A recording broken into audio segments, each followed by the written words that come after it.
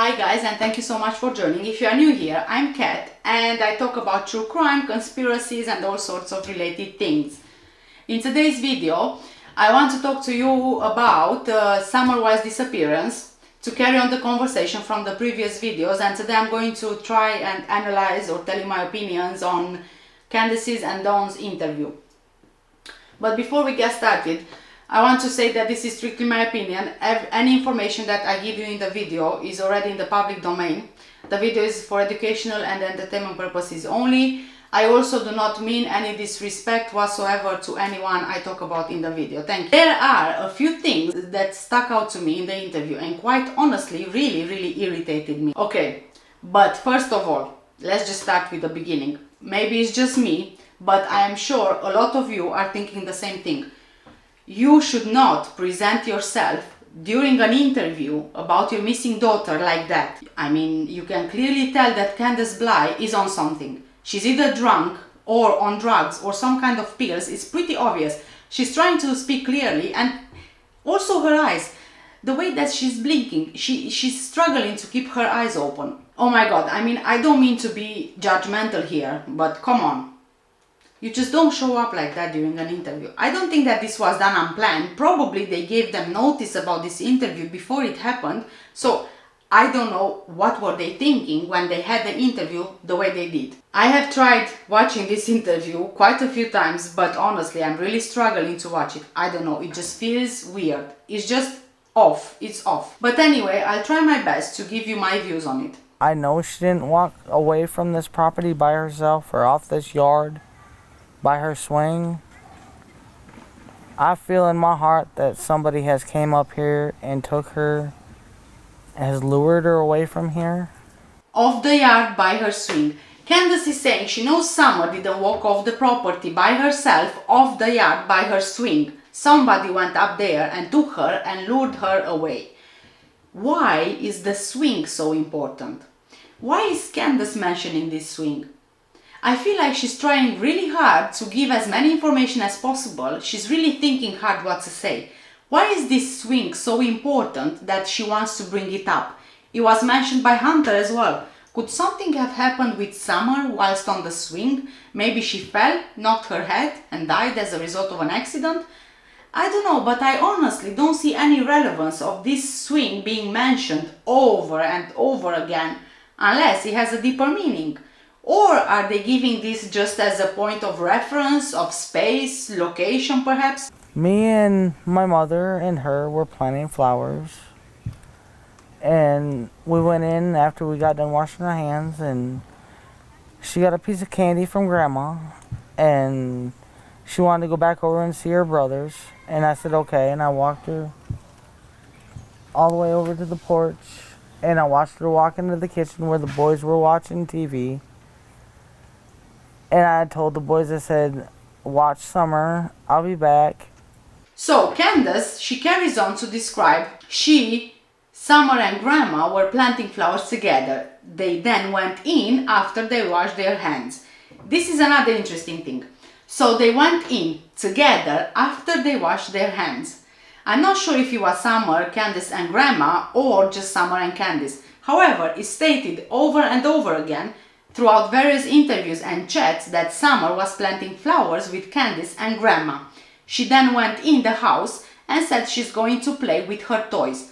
There's no mention of Candice going with Summer in the house. Candice later mentions she walked Summer to the house after they finished planting the flowers. So now, which one is it? Did they go together in the house after they washed their hands? Or did Summer go in the house by herself? Or did Candice go in the house with Summer after washing their hands and then she went back out and left Summer inside? But then it doesn't make sense, because if Candice would have been inside, then she couldn't walk Summer to the house, because they both went in the house together after they washed their hands. I'm confused here. Did I get it wrong? Or is it confusing to you as well? Carrying on, Candice also says that after they finished washing their hands, Summer got a piece of candy from Grandma. Again, I don't know why this is relevant, and I don't know why she's giving so much detail. In fact, I feel like she's giving too much detail and unnecessary info. I think that Candice is trying to show accountability for every step Summer made, so she's not accused of neglecting her, to show that she remembers every single thing Summer did, which if you ask me, it's impossible. So, was Grandma then in the house as well after she washed her hands and gave Summer candy? Or did Summer go back outside after washing their hands? By the way, did you guys notice that close to 110 Ben Hill Road there's a cemetery called Morrison Cemetery? It's just 1.6 miles off the property. I don't want to make anything out of it, but I found it interesting when I checked Google Maps. Anyway, going back to the interview. Candice is saying Summer wanted to go back over and see her brothers, to which Candice agrees. And then she walked Summer all the way over to the porch and watched her walk into the kitchen where the boys were watching TV. Why would you say all the way over? Are you again feeling guilty and trying to show that you are the responsible parent and you keep an eye on your child at all times? This is unnecessary yet again. I watched her walk into the kitchen. This is said as if it's something extraordinary, as if this is not usually done, but it was done on this occasion. Why? Is Candice feeling guilty? Is she showing the guilt through the way she is saying the story? I'm only at second 46 of this interview and already seeing the guilt in Candice's statement. Is it guilt because she did something to Summer? Or because she didn't watch Summer and something happened because of it? And within 2 minutes I came back and I asked the boys where their sister was, and they said, she went downstairs, Mom, to play with her toys in the playroom. I said, okay. And I yelled downstairs for her a couple times and I didn't get no answer, which was unusual because usually she always answers me. And so I went down there to check and she was nowhere in sight. So Candice tells the boys to watch Summer and she will be back, and within 2 minutes she came back. Some major issues I'm having here, okay? She feels the need to say that she told the boys to watch Summer. Why would she want to include this? Is she trying to shift responsibility from her to the boys, as if she's not to blame that Summer went missing because the boys were supposed to be watching? So is their responsibility that she went missing, meaning is their fault because they didn't do a good job into watching Summer? Unlike Candice, who watched every single step Summer took, apart from that particular one where she trusted the boys with Summer. You see where I'm getting at? First of all, it's not the brother's responsibility to watch over their sister. It is the parents' responsibility to do that. If the parents are not there, they need to make sure that the siblings can be entrusted to watch over their other sibling. But ultimately, parents have that responsibility. Candice then mentions that she went back within 2 minutes. Okay, so here is the thing. I don't think anyone watches the time when they are at home. When kids do stuff every single minute throughout the day, no one is constantly looking at the time. So for Candice to say she was back within 2 minutes, that would mean that she checked the time when she left and then the time when she returned. You don't usually do that, do you? And it kind of contradicts what she previously said earlier about the day, that she was not sure about times because time flies by when you are trying to enjoy yourself. What she's trying to do here is to show us that again she's the responsible parent and she just watches her kids all the time, hence the 2 minutes, because what can happen in 2 minutes, right? So Candice gets back, asks the boys where Summer is. They say she went downstairs to play with her toys and she yelled her name a few times, didn't get an answer, which she says was unusual because Summer always answers her. So Candice goes down there to check and Summer is nowhere in sight. She's just gone. In 2 minutes, Summer is gone. You tell me, how is it physically possible for a 5-year-old to go missing in 2 minutes? How is it possible for someone to drive over to the house, get in the house, take Summer, get out, get to the car and drive away without being seen or heard? Without Summer making some noise, shouting, without Candice seeing her or hearing anything, without any of the dogs barking? If you look at this photo, so the basement door is the blue door, right? The trailer where the grandmother lives is at the top on the right. This is where they were planting flowers, right? So, is it possible for someone to sneak in and out with Summer to go down that pathway without being seen by Candice and the grandma who are at the top? In 2 minutes. 2 minutes. That's impossible. Oh my god, then also, I have to say, there is no emotion there whatsoever in that interview. Throughout the whole interview, they barely even mentioned Summer by her name. They mostly use the pronoun she or her. This can very well indicate dissociation and distancing. Well, whoever has my daughter, I pray and hope that they have not harmed her and they bring her back to us safe and sound. So Candace says, well, whoever has my daughter, I pray and hope that they have not harmed her and they bring her back to us safe and sound. Candace is emotionless. She does not show any signs of being worried, being fearful for her daughter. Nothing. This is her plea to the abductors. There's no tears, no crying, frustration, anger, nothing at all. As if Candace is there talking about something that she lost and she couldn't care less about it. I don't know, it seems kind of elusive. It's really strange that I've never seen this truck and I've never heard of it until just recently. In the same interview, Don says it seems elusive when he's being asked about the truck. I don't know why, but this word, elusive, doesn't fit at all with the way Don talks. Does it? Even after he says it, Candace is saying it's strange, the whole thing with the truck. It's kind of similar to Rambunctious from Trizell West when he talked in the interview when Orrin and Orson West went missing. She was a tomboy. I shaved my head. She wanted to have her head shaved like me and the boys did. She tried to shave her head She tried in to the shave her back head and make herself. it, I think you can see it in some of the pictures, and it was getting out of control, so we decided to shave her head off and let it grow back long, and she shaved her head so she wouldn't feel bad, and but it didn't bother her at this point. Candace is saying Summer was a tomboy and she wanted to have her head shaved like her mom and the boys did. But then Don says Candace shaved her head to make Summer feel better about her head being shaved. So which one is it now? But I don't know if you've noticed, Candace is correcting Dawn and she says Summer tried herself to shave her head. Dawn then goes on to say you can see Summer's hair in some of her pictures and it was getting out of control. So they decided to shave her head off and let it grow back long. What exactly was getting out of control? I don't get it. Was Summer misbehaving and her head being shaved was a punishment? Or did she try to cut her hair on her own, it turned out bad and they had to shave it? But it didn't bother her at this point, Dawn says. What does this even mean?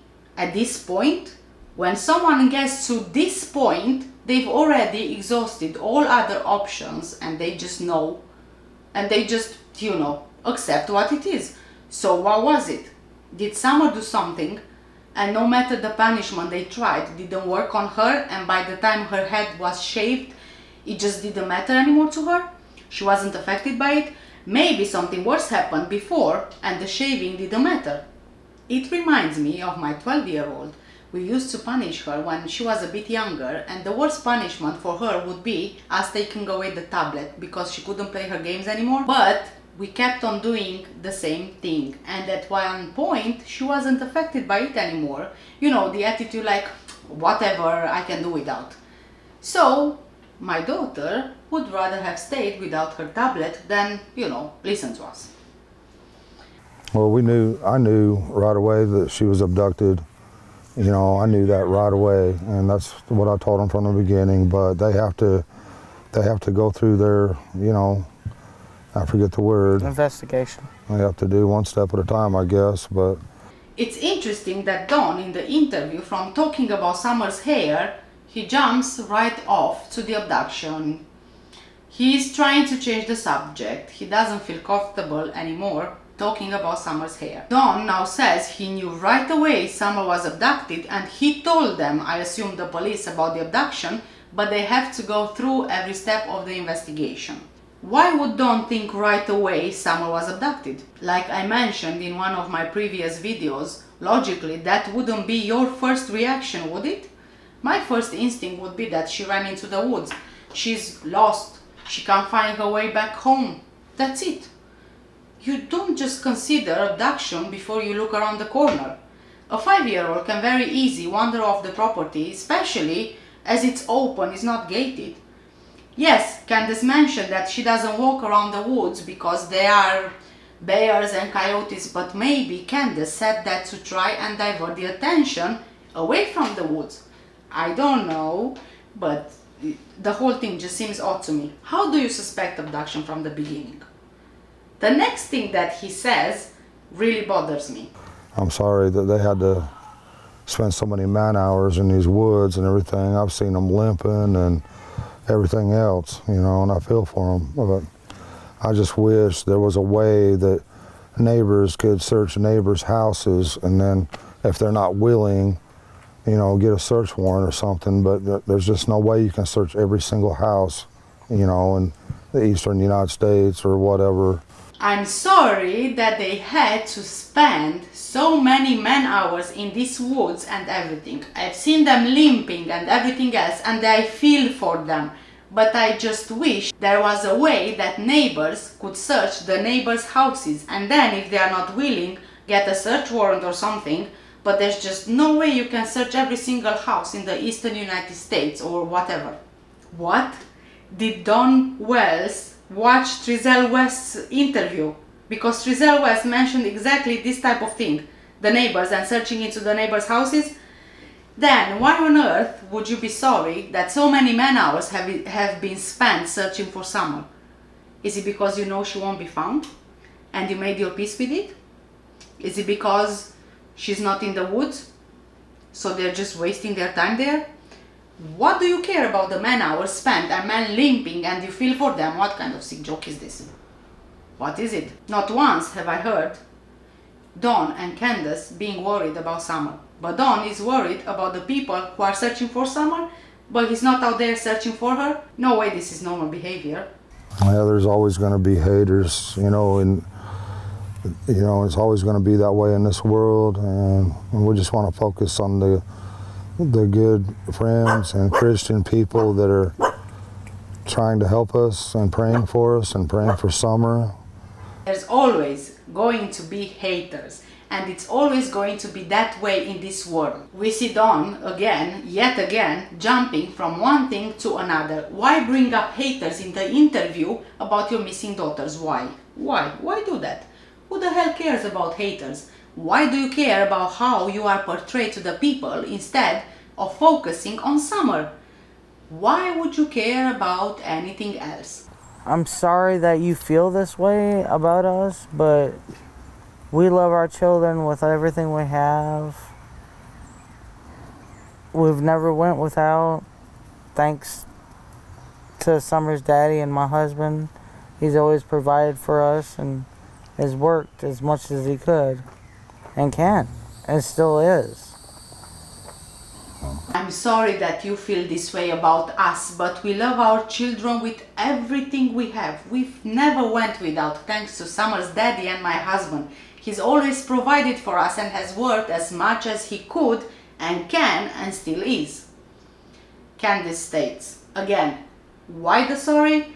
He is sorry, she is sorry, they are both sorry for how people perceive them. Why? Why do you care about your own image when your 5-year-old is missing? Is it because you know she's not coming back?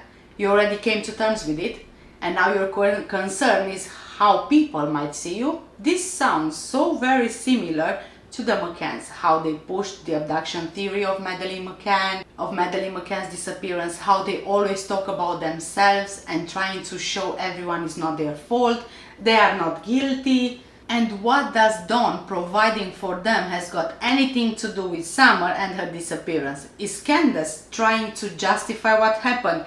Is she trying to tell us he did something to Summer by accident? That he's not a bad daddy and he's providing for his family, and so whatever bad things he did are justified? Or is she justifying herself, not going further with the restriction order? We know in so many cases when it's about domestic violence, the victim very often takes back the other person and forgives them. especially when kids are involved. Maybe they think they can't do it without them, without their financial support. Maybe that they think the kids are better off with both parents around. Is this what she's trying to say here? And she says more. And I'm sorry that you guys feel that way, but that's my baby, and nobody would ever treat her like that as long as I was around. Ever. I'm sorry you guys feel that way, but that's my baby, and nobody would ever treat her like that as long as I was around. Ever. Again, apologizing. They care too much about what others think of them. It's not necessary. Nobody would ever treat her like that. And I ask, like what? How was Summer treated? And by who? And was Candice not there? Did Dawn do something to Summer whilst Candice was away and she feels guilty? She wasn't there, and she justifies it by Dawn always providing for their family. She loves to dance. She would always want me. She says, "Daddy, hold my hand so I can twirl," and she would just like to twirl and twirl and twirl until my arm got tired, you know. I put out there that one of Summer's favorite songs was Godzilla, and they say, and they're jumping all over me about past tense was, well, I'm sorry about that. It's just. She also liked the song by New Breed. It was called House, My House. She sung that a lot of times when I play it on the TV. She loved to dance. She liked to think of herself as a princess, and and all that, like all young girls do.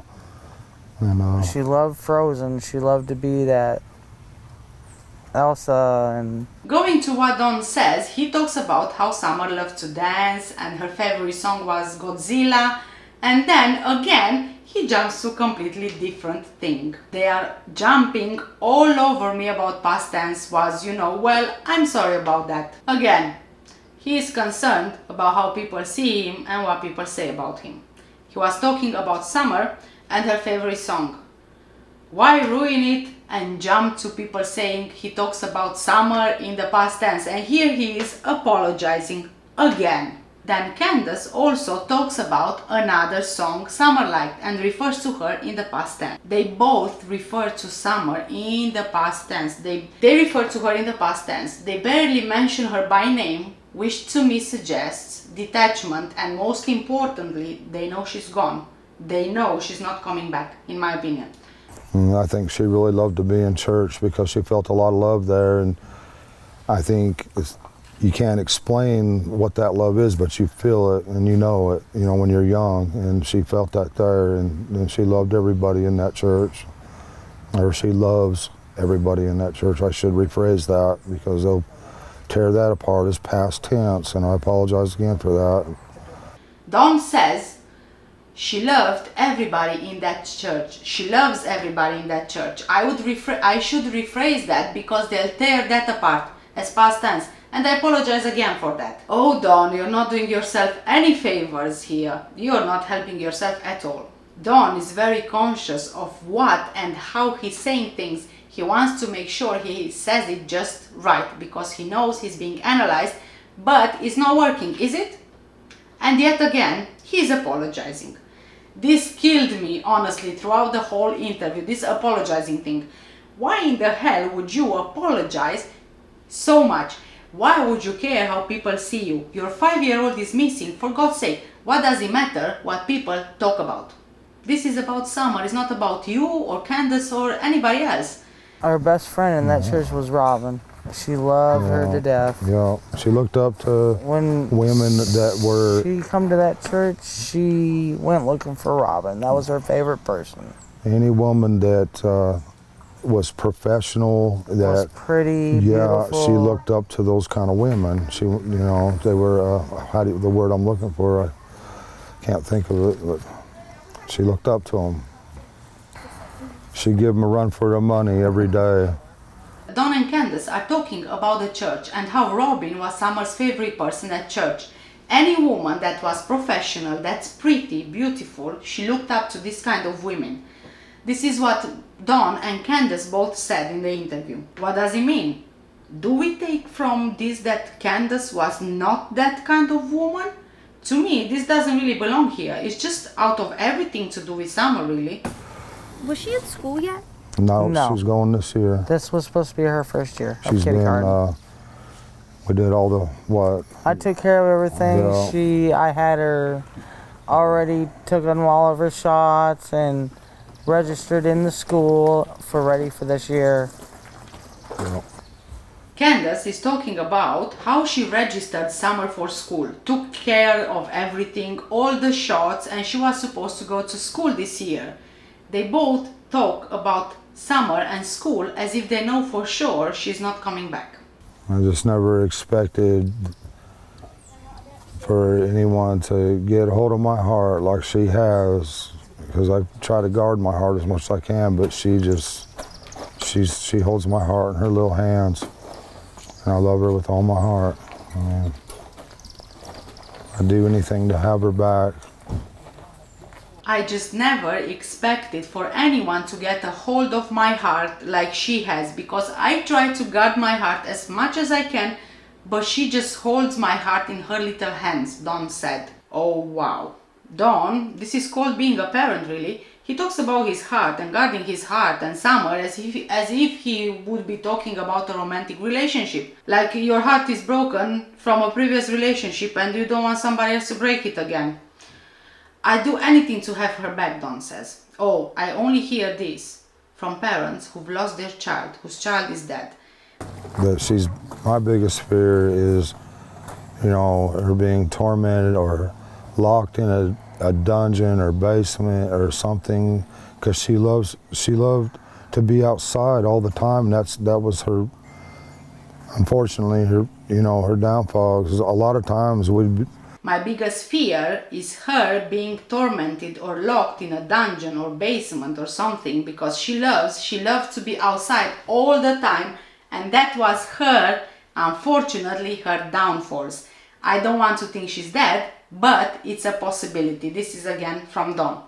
That was her downfalls. Is this an embedded confession? It looks like it to me.